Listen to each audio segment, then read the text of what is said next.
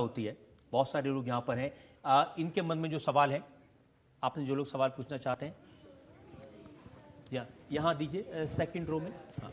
ऐसा कौन सा रोल है जिसको आप दोबारा कभी नहीं करना चाहेंगे?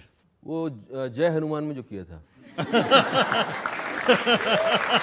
Thank you sir, thank you. Sir आपकी मूवी थी थैंक यू, उसमें आपको याद होगा, आपका डायलॉग था, आपने कहा था कि लड़कियों और औरतों को आपसे ज़्यादा कोई नहीं जानता। सही बात है, तो सही बात। सर कुछ मैं जानना चाहूँगा आपसे, कुछ टिप्स। मैं टिप्स देता हूँ आपको।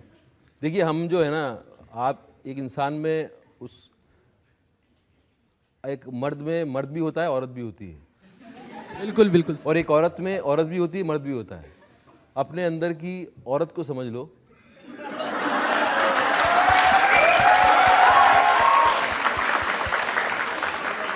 लेकिन एक बात और बताऊं, इससे कुछ हेल्प नहीं मिलती है। आपका जो करियर का जर्नी है वो मुंबई से लेकर हॉलीवुड तक, इंटरनेशनल मूवीज तक है। आपने कभी हॉलीवुड में सेटल होने की नहीं सोची? मैं कई बार ऐसा लगता है कि हो जाना चाहिए, जिस तरह के ऑफर्स आते हैं, लेकिन मैं अब इस स्टेज पे शायद मैं बहुत यंग होता, आपकी जैसी उम्र में होता और मुझे इस तरह का चांस मिला होता तो शायद मैं देश छोड़ के वहाँ रहने लग गया होता। लेकिन मैंने देखा है कई बार, जैसे कनाडा में गया हूँ और भी कई जगह गया हूँ, वहाँ 40 के ऊपर का आदमी नौकरी करता हुआ, काम करता हुआ बहुत उदास होता है। यंग जनरेशन में जितने लोग हैं वो सब बड़े इन्वॉल्व होते हैं, उनके पास बहुत कुछ है करने के लिए, लेकिन जितने लोगों को देखा है, एक उम्र के बाद आदमी अपने रूट्स की तरफ लौटना चाहता है। ये एक प्रवृत्ति है। तो इस स्टेज पे मैं दूसरे कंट्री में नहीं जा सकता। मुझे मेरा कंट्री में रहना, यहाँ से ऑपरेट करना ज़्यादा मेरे लिए ठीक है। इरफान, आप यहाँ की फिल्म इंडस्ट्री में रहना चाहते हैं, काम करना चाहते हैं, लेकिन यहाँ की परंपराओं को तोड़ना चाहते हैं। अब यहाँ की एक परंपरा है, फिल्म स्टार्स के बारे में गॉसिप बहुत छपता है, और आपकी लाइफ इतनी बोर है कि ढूंढ ढूंढ करके भी गॉसिप नहीं मिला।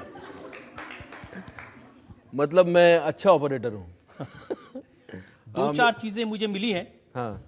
जैसे एक में छपा कि ममता पटेल ने इरफान पर कास्टिंग काउच करने का आरोप लगाया।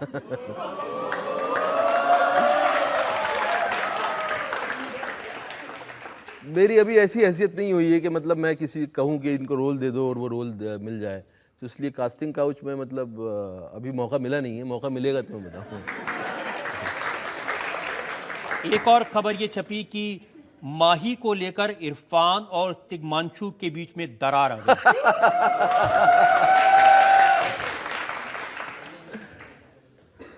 अब ये तो माही जी से पूछा जाए, मैं इसके बारे में बोलूँगा तो लगेगा मैं अपनी सफाई दे रहा हूँ। नहीं, माही अपने आप में बहुत ही साफ स्वच्छ दिल की लड़की हैं, और मुझे नहीं लगता कि तिग्मांशु और मेरे लिए दरार आने के लिए एक लड़की की ज़रूरत है। हमारी दरार आनी होगी तो वैसे ही आ जाएगी, नहीं तो किसी से भी नहीं आएगी। सुना है कि काफ़ी दोस्त हैं आपके, और मेरे बहुत अजीज़ दोस्त हैं। मेरे इकलौता दोस्त है वो, जिसने मुझे बहुत सिखाया है और जिसके साथ मेरा अगर मन हो तो मैं हर जन्म में उसके साथ दोस्त बना रहूँगा, और उसको मेरा बस पड़े तो मैं उसको ख़रीद के अपने घर में रख लूँ। लेकिन आपको अपनी लाइफ काफ़ी बोरिंग नहीं लगती कि इतना ढूंढने के बाद में मुश्किल से 2 गॉसिप मिली आपके बारे में? मैं वही तो कह रहा था कि इससे कुछ फ़ायदा नहीं होता। मैंने समझने की कोशिश की, मैंने कोशिश नहीं की।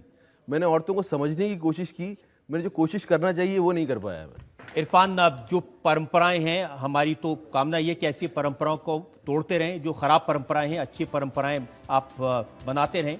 मुझे एक और ब्रेक के रुकना है, और ब्रेक के बाद आपकी अदालत में इरफान पर जनता के इल्जामात और सवालात का एक और। हम एक्टर तो थे नहीं, तो हमें सीखना पड़ा था एक्टिंग। तो उसके लिए मेरी जद्दोजहद थी कि मैं अगर एक्टिंग नहीं सीखा तो मैंने यहाँ के क्या किया था। तो वो एक दबाव तब था, लेकिन अब मैं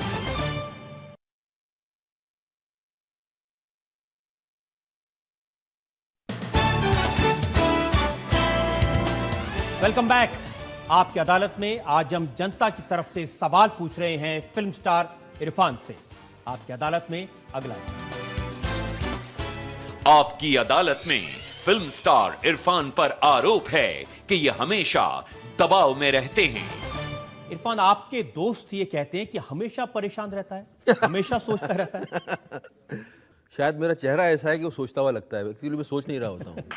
आपकी वाइफ का एक इंटरव्यू देखा, उसमें उन्होंने कहा कि अपनी परफॉर्मेंस को लेकर के हमेशा से टेंस रहते हैं, हर वक्त ये पागल हैं, मेगलोमैनिक हो जाते हैं। वो एक दौर था जब एनएसडी में मैं एनएसडी से निकला था, और एनएसडी के दौरान तब मैं उस क्राफ्ट को समझने की कोशिश कर रहा था, तो तब उतना ज़्यादा प्रेशर रहता था, मुझे ये मुगालता था कि मैं एनएसडी जो है मुझे सिखा देगा, जबकि ये एक ऐसी चीज़ है जो कि आपको अपने आप प्रैक्टिस से धीरे धीरे सीखनी पड़ती है, और इसका प्रोसेस है। ये ऐसा नहीं है कि आप किसी इंस्टीट्यूट